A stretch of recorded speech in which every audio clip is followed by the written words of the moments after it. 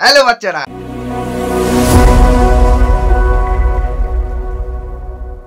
আজকে তোমাদের জন্য আবারও নিয়ে আসলাম আমি কিন্তু কি না সম্পাদ্য সিরিজ। এটা কিন্তু সম্পাদ্য সিরিজ। এতদিন মানে আমি মোটামুটি 2-3টে হয়তো ভিডিও দিয়েছি উপপাদ্য সিরিজ নিয়ে। এবার তোমাদের সম্পাদ্য সিরিজ কিন্তু শুরু হচ্ছে। এই সম্পাদ্য সিরিজে আজকে কিন্তু প্রথম দিন, পার্ট 1। এই পার্ট 1-এ তোমাদের দেখানো হবে কিভাবে পরীক্ষায় তোমাদের তো সম্পাদ্য থাকবে। এবার সম্পাদ্যগুলো তোমরা কিভাবে ইজি ওয়েতে সব থেকে সহজ পদ্ধতিতে এবং কম সময়ে কোন সম্পাদ্যগুলো করলে তোমাদের সুবিধা হবে সেগুলো নিয়ে আজকে আমি বলবো। আজকে যে চ্যাপ্টার রয়েছে সেটা হচ্ছে ত্রিভুজের পরিবৃত্ত এবং অন্তর্বৃত্ত অঙ্কন।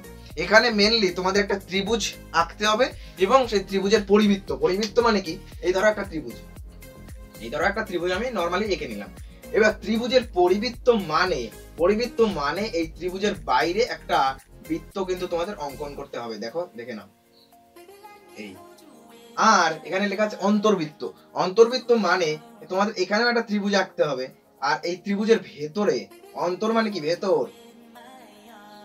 আমার ভিতর বাহিরে অন্তরে অন্তরে আছো তুমি হৃদয়ে জোরে, তার মানে কি ভেতরে বা অন্তরে। এই অন্তরে কিন্তু একটা বৃত্ত অঙ্কন করতে হবে। কার অন্তরে? না, ত্রিভুজের অন্তরে কিন্তু বৃত্ত অঙ্কন করতে হবে। তাই এই হচ্ছে ত্রিভুজের পরিবৃত্ত এবং অন্তর্বৃত্ত সংক্রান্ত ধারণা। আচ্ছা, পেজ নাম্বার কত? পেজ নাম্বার হচ্ছে 172 পেজ, চ্যাপ্টার কিন্তু 11। অবশ্যই তাই ত্রিভুজের অন্তর্বৃত্ত পরিবৃত্ত অঙ্কন। এবার আমরা দেখবো কিভাবে সহজ পদ্ধতিতে অঙ্কন করা যায়। প্রথমে দেখো তোমাদের অ্যাকচুয়ালি কোশ্চেন কি বলে দিল। কোশ্চেনে কিন্তু তিনটে বাহুর মান, একটা ত্রিভুজের তিনটে বাহুর মান বলে দিল। ধরো এটা কিন্তু 7 সেন্টিমিটারের একটা বললো, একটা হচ্ছে 8 সেন্টিমিটার, আর একটা ধরো 5 সেন্টিমিটার। এরকম একটা কিন্তু ত্রিভুজ বলে দিল যার তিনটে বাহুর দৈর্ঘ্য এই যে। এবার তোমরা কি করবে, এই যে একটা কম্পাস নিয়ে নেবে, নিয়ে তারপরে এই যে মাপটা নিয়ে নিলে, এটার মাপটা নিয়ে নিলে, এটার মাপটাও কিন্তু তোমরা নিয়ে নিলে।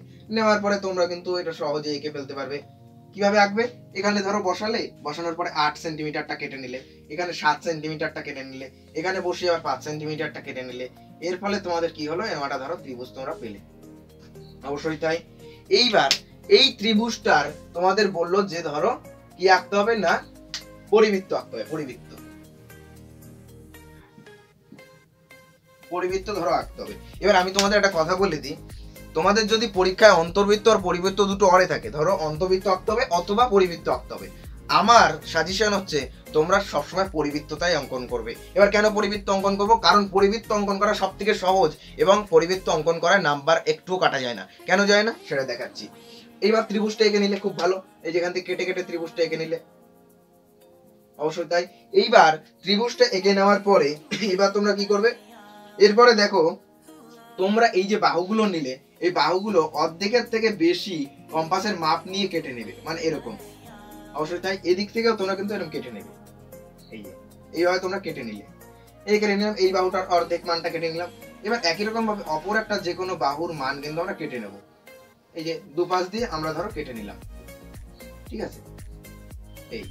এই যে কেটে নিলাম। কেটে নেওয়ার পরে এই অংশগুলো তোমরা কি করবে, জুড়ে দেবে। দেখো অংশগুলো কিন্তু জুড়ে দেওয়া হলো। অবশ্যই তাই। কি বললাম বোঝা গেল? এই যে ত্রিভুজটা ছিল, এই যে ধরো আরেকবার আঁকি, ধরো এই একটা ত্রিভুজ ছিল, এই ত্রিভুজের অর্ধেকের বেশি মাপ নিয়ে দুটো ছেদিতাংশ দুদিক দিয়ে কিন্তু তোমরা কেটে নেবে। অবশ্যই তাই, এটা জুড়ে দেবে। আর একটা বাহু নিয়ে সেটারও ছেদিতাংশ কেটে নেবে এইভাবে, এবং সেটা কিন্তু জুড়ে দেবে। এই যে তোমরা জুড়ে দিলে যে অংশটা, এই অংশটা থেকে যে কোনো একটা বাহু তোমরা কিন্তু যুক্ত করে দেবে। ধরো এবিসি ত্রিভুজ ছিল ধরো, এবার এই যে পয়েন্ট ছিল, এই পয়েন্ট থেকে তোমরা কিন্তু যে কোনো একটা বাহু কিন্তু জুড়ে দেবে। জুড়ে দিলে খুব ভালো। এইবার জুড়ে দেওয়ার পর যেটা বেরোলো, এটাই হচ্ছে তোমাদের বৃত্তের ব্যাসার্ধ। এই অংশটায় এখন তোমরা কম্পাস বসিয়ে যদি ঘোরাও, তাহলে দেখবে সুন্দর ভাবে একটা বৃত্ত কিন্তু তোমরা পেয়ে যাবে। এরকম ভাবে সুন্দর একটা বৃত্ত তোমরা কিন্তু পেয়ে যাবে। তাহলে কিভাবে হলো বুঝে গেলে? কিভাবে হচ্ছে না, আমি আরেকবার সহজ ভাবে বোঝাই। এইভাবে অত কম্পাসের মাপ না নিয়ে তোমরা কম্পাস দিয়ে করবে, নাহলে তো হবে না। আমি বলে দিই কিভাবে। প্রথমে একটা ত্রিভুজ তোমরা এঁকে নিলে, খুব ভালো কথা। এই যে কোনো একটা ত্রিভুজ নিয়ে নিলে, ত্রিভুজটা নিয়ে নেওয়ার পরে এই ত্রিভুজটার অর্ধেক অংশ তোমাদের কাটতে হবে। অর্ধেক অংশ তোমরা কিভাবে কাটবে সেটা আমি বলেই দিলাম। যে একটা বাহু যদি নাও, তার অর্ধেক অংশ ধরো এই যে এর থেকে বড় কম্পাসের মাপ নিয়ে এদিক থেকে একবার চিহ্ন করলে, আবার এদিক থেকে একবার চিহ্ন করলে, করার পরে টেনে দিলেই যেটা পাবে সেটা অর্ধেক অংশ। তাহলে এই ত্রিভুজের ক্ষেত্রে তোমরা অর্ধেক অংশ এইভাবে পেয়ে গেলে, মানে এই বাহুটার অর্ধেকের মান, দেখো এই বি বাহুর অর্ধেকের মান কিন্তু তোমরা পেয়ে গেলে। এই বাহুটার বিসি বাহুর অর্ধেকের মান পেলে, এইভাবে ইবি বাহুরও তোমার অর্ধেক অংশ যেটা একটা বাহু কেটে নিতে হবে। একই রকম ভাবে আমি যদি কেটে নিই এরকম দ্বারা অংশই তাই। এইবার যে অংশটা গিয়ে এরা ছেদ করলো সেই অংশ থেকে, সেটা অ্যাকচুয়ালি কেন্দ্র বৃত্তের, সেটা থেকে যে কোনো একটা বাহু জুড়ে দিলে, দেওয়ার পরে এটা পেয়ে গেলে বৃত্তের ব্যাসার্ধ। এরপর এই অংশটা দিয়ে তোমরা যদি কম্পাস লাগিয়ে ঘুরিয়ে দাও, তাহলে দেখতে পাবে যে এরকম একটা সুন্দর কিন্তু বৃত্ত তোমরা পেয়ে যাবে। অবশ্যই তাই।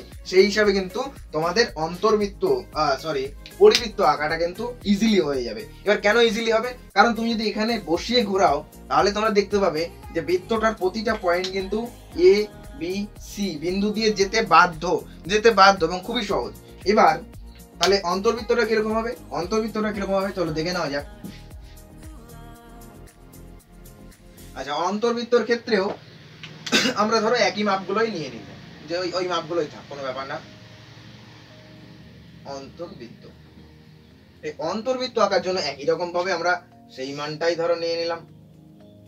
এই যে ধরো এই মানগুলো দিয়ে আমরা ত্রিভুজ এঁকে নিলাম। ত্রিভুজ আঁকা খুবই সহজ, ত্রিভুজ তোমরা অবশ্যই আঁকতে পারবে। এঁকে নেওয়ার পরে এখন তোমরা কি করবে? এইখানটায় কম্পাস বসাবে, এই যে এই পয়েন্টটায় কম্পাস বসাবে। ধরো এ বি সি, এই বি পয়েন্টে ধরো কম্পাস বসানোর পরে কম্পাস দিয়ে তোমরা কিন্তু এই অংশটা এইভাবে কেটে নেওয়ার পরে এই পয়েন্টটায় বসিয়ে তোমরা এরকম কাটবে, আবার এই পয়েন্টটায় বসিয়ে তোমরা এরকম কাটবে, কেটে নিলে। একই রকম ভাবে সি পয়েন্টেও বি পয়েন্টের মতো সেম কাজ করতে হবে। বসানোর পরে কিন্তু সেই একই রকম ভাবে তোমরা ঘোরালে এবং এই পয়েন্টটায় বসিয়ে এই কাটলে, এই পয়েন্টটায় বসিয়ে এই কাটলে। দেখো তাই করলাম। এবার এই পয়েন্ট এন্ড এই পয়েন্ট কিন্তু আমরা জুড়ে দিলাম। দেখো এই পয়েন্টের সাথে এই পয়েন্ট জুড়লাম, এন্ড এই পয়েন্টের সাথে এই পয়েন্ট জুড়লাম। এবার এরা যেই অংশ ছিন্ন করলো, দেখো যেই অংশ ছিন্ন করেছে, এই যে এই অংশ ছিন্ন করলো, এই অংশে এখন আমরা কম্পাস বসাবো। বসানোর পরে এইভাবে কিন্তু চাকতির মতো কেটে নেবো। দেখো নিচের দিকে এইভাবে কেটে নেবো, এইভাবে কিন্তু কেটে নিলাম। নেওয়ার পরে এই পয়েন্টটায় বসিয়ে আমরা এরকম কাটবো, এই পয়েন্টটায় বসিয়ে আমরা কিন্তু কিরম কাটবো, এরকম কাটবো। কাটলাম। কেটে নেওয়ার পরে দেখো, কেটে নেওয়ার পরে যে অংশটা পেলাম সেই অংশটা স্কেল বসাবো। বসানোর পরে সোজা একটা রেখা কিন্তু টেনে দেবো, টেনে দিলাম। দেওয়ার পরে এই যে তোমরা পেলে এখান থেকে এই বিন্দু পর্যন্ত যে রেখাটা, এটা অ্যাকচুয়ালি এইটার উপর ভিত্তি করে আমরা বসিয়েছি, এই যে রেখাটা পেলে এবার তোমরা এইটা কিন্তু বৃত্তের ব্যাসার্ধ পেলে। এখন এইখানে তোমরা যদি কম্পাস বসাও, এই যে পয়েন্টটা, এই পয়েন্টটায় কম্পাস বসিয়ে যদি ঘোরাও, তাহলে কিন্তু তোমরা সহজে একটা বৃত্ত পেয়ে যাবে।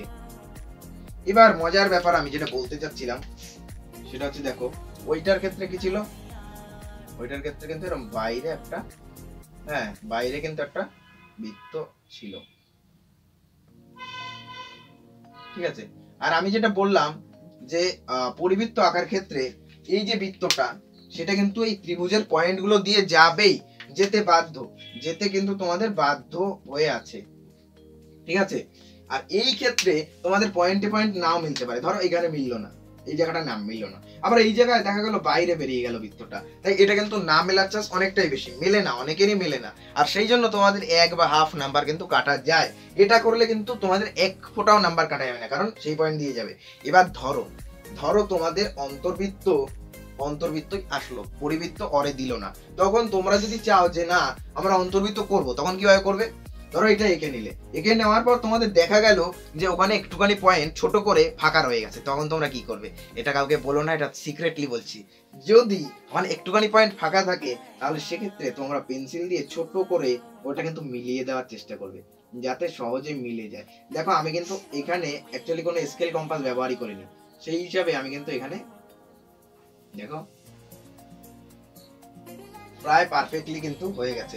সেই হিসাবে তোমরা কিন্তু হাত দিয়ে করেও সেটা ঠিকঠাক করে নিতে পারো।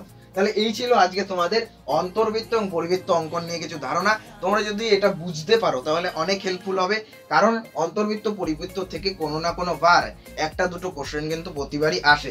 আচ্ছা আমরা একটু কোশ্চেনটা দেখে নিই আগে, দেখি এখানে কি কোশ্চেন দেওয়া আছে। বইতে তোমাদের যে কোশ্চেন দেওয়া আছে সেটা মূলত দেখো 11.1 কোশ্চেন থেকে 11.1 আর কোশ্চেন থেকে 11.2 এতে যে কোশ্চেনগুলো দেওয়া আছে সেগুলো দেখো 11.1 এর কোশ্চেন প্রথম কোশ্চেনের যদি পড়ো বা 11.2 এর প্রথম কোশ্চেন যদি পড়লেই বুঝতে পারবে যে কনসেপ্ট কিন্তু অ্যাজ এ সেম। তাই 11.1 আর 11.2 তোমরা ছোট করে 30 মিনিট নিয়ে অঙ্কগুলো কিন্তু বা ছবিগুলো কিন্তু এঁকে নেওয়ার চেষ্টা করো। তোমরা যদি 2-4টে প্র্যাকটিস করো দেখবে যে না সহজেই কিন্তু তোমরা এটা করতে পারছো। আর একটা আমি ইনফরমেটিভ জিনিস তোমাদের বলে দিই, সেটা হচ্ছে ধরো তোমাদের ত্রিভুজটা যদি হয় সমকোণী ত্রিভুজ, দেখো সমকোণী ত্রিভুজ যদি হয় তাহলে এরকম হবে চিত্রটা।